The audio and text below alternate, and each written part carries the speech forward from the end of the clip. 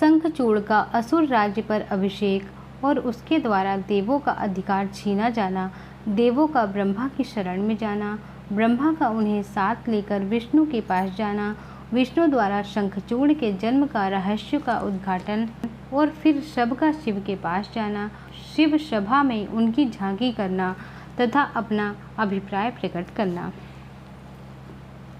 शरद कुमार जी कहते हैं, महर्षि जब शंखचूड़ तप करके वर प्राप्त कर लिया और विवाहित होकर अपने घर को लौट आया, तब दानवों और दैत्यों को बड़ी प्रसन्नता हुई। वे सभी असुर तुरंत ही अपने लोक से निकलकर अपने गुरु शुक्राचार्य को साथ लेकर दल बनाकर उसके निकट आए और विनय पूर्वक उसे प्रणाम करके अनेकों प्रकार से आदर प्रदर्शित करते हुए उनका स्तवन करने लगे। फिर उसे अपनी तेजस्वी स्वामी मानकर अत्यंत प्रेम भाव से उसके पास ही खड़े हो गए। इधर दंभ कुमार शंखचूड़ ने भी अपने गुरुकुल शुक्राचार्य को आया हुआ देखकर बड़े आदर और भक्ति के साथ उन्हें साष्टांग प्रणाम किया।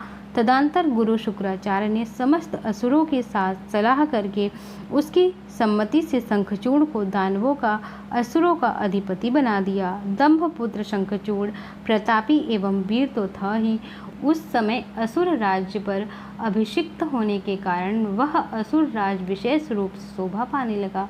तब उसने सहसा ही देवताओं पर आक्रमण करके वेग पूर्वक उनका संहार करना आरंभ किया।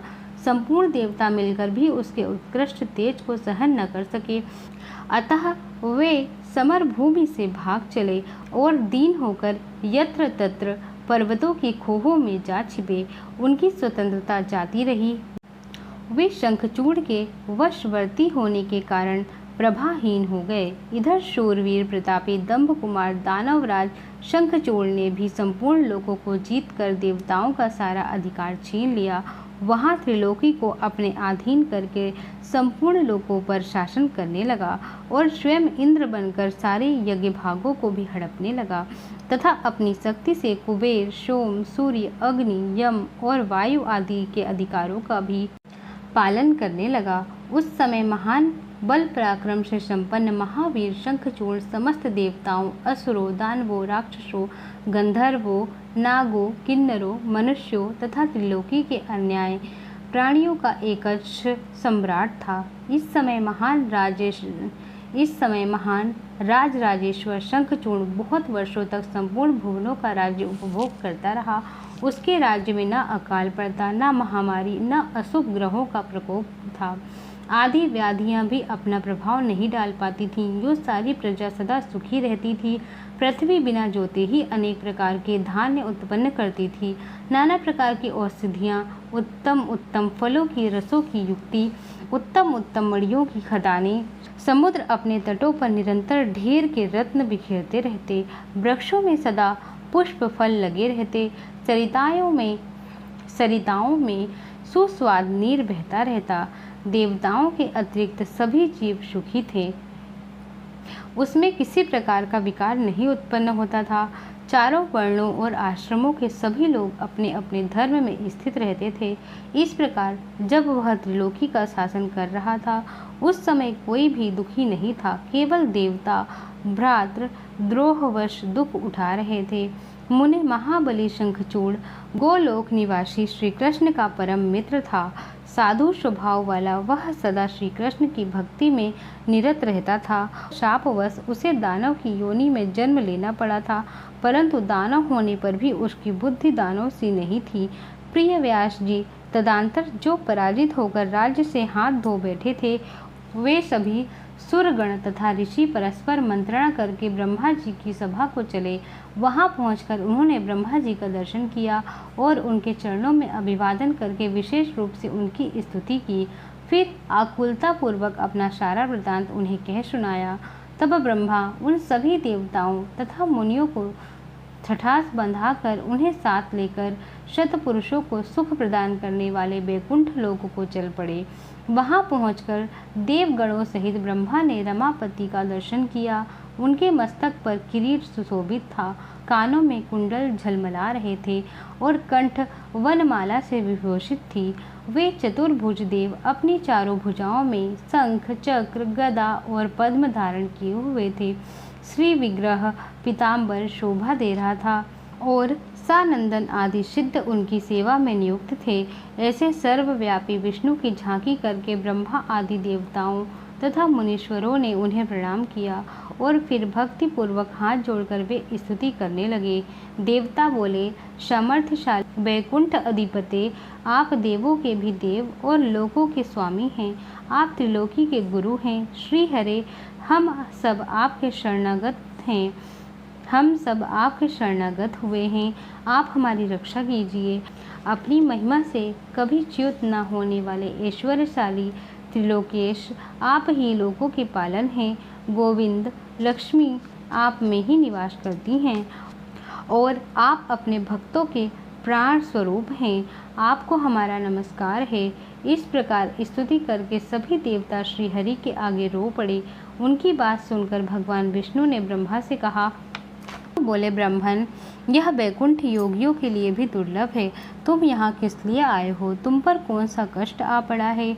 वह यथार्थ रूप से मेरे सामने प्रकट करो। सनत कुमार जी कहते हैं, मुने श्री हरि का वचन सुनकर ब्रह्मा जी ने विनम्र भाव से सिर झुकाकर उन्हें बारंबार प्रणाम किया और अंजलि बांधकर परमात्मा विष्णु के सामने स्थित हो देवताओं के कष्ट से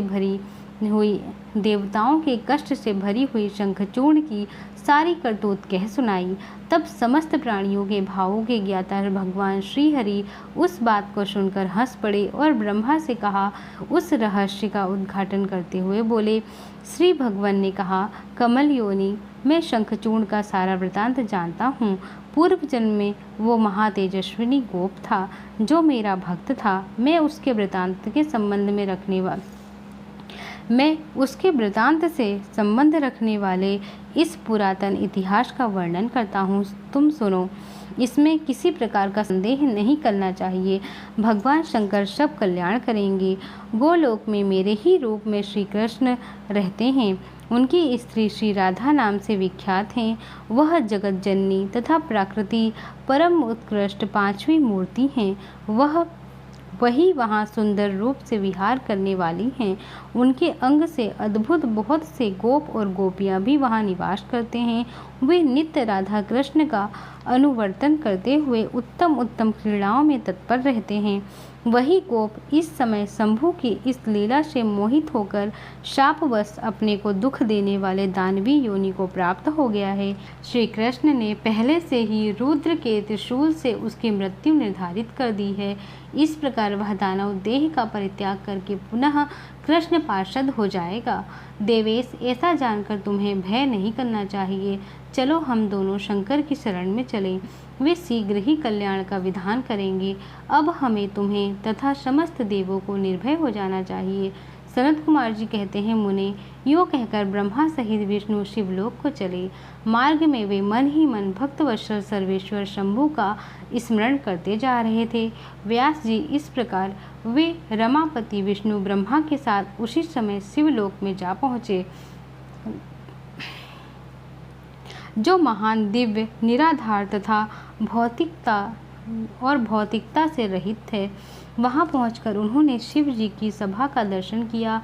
वहां ऊंची एवं उत्कृष्ट प्रभावशाली सभा प्रकाश युक्त शरीर वाले शिव पार्षदों से घिरी होने के कारण विशेष रूप से शोभित हो रही थी। उन पार्षदों का रूप सुंदर कांति से युक्त महेश्वर के रूप में सदृश था। उसकी 10 भुजाएं थी, 5 मुख, 3 नेत्र थे। गले में नील चिन्ह तथा शरीर का वर्ण अत्यंत गौर था। वे सभी श्रेष्ठ रत्नों से युक्त रुद्राक्ष और भस्म के आभरण से विभूषित थे। वह मनोहर सभा नवीन चंद्रमंडल के समान आकार वाली और चौकोर थी। उत्तम उत्तम मणियों तथा हीरों के हारों से वह सजाई गई थी। अमूल्य रत्नों के बने हुए कमल पत्रों से सुशोभित थी। उसमें मणियों की जलियों से युक्त गवाक्ष बने हुए थे, जिसमें वह चित्र विचित्र दिख रही थी। शंकर की इच्छा से उसमें पद्म रागमणि जड़ी हुई थी, जिससे वह अद्भुत सी लग रही थी। मणि की वह इष्यमंतक मणि की बनी हुई सैकड़ों सीढ़ियों से युक्त थी। उसमें चारों ओर इंद्र नीलमणि के खंभे लगे थे, जिन पर स्वर्ण सूत्र से ग्रथित चंदन के सुंदर पल्लव लटक रहे थे, जिसमें वह मन को मोह लेती थी। वह भली भांति संस्कृत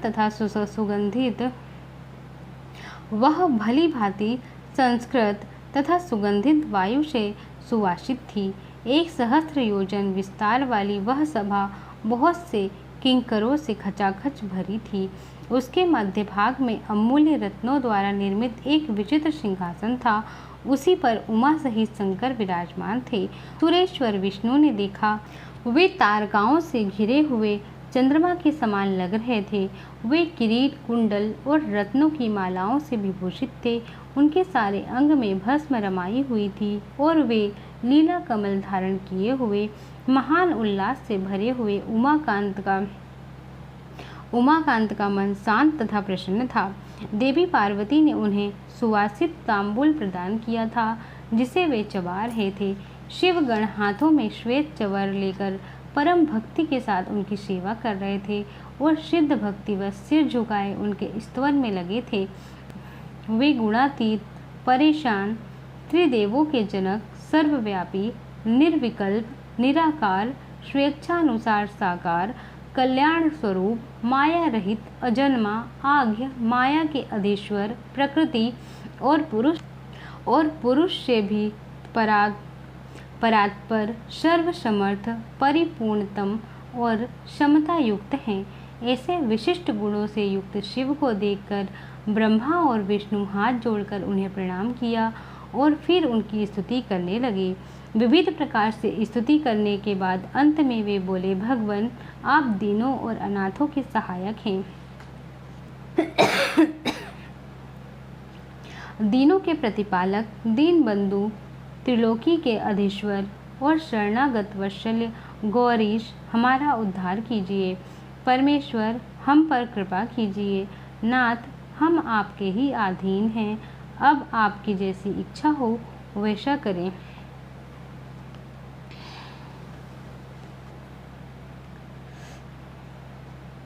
अध्याय 21 से 30 समाप्त।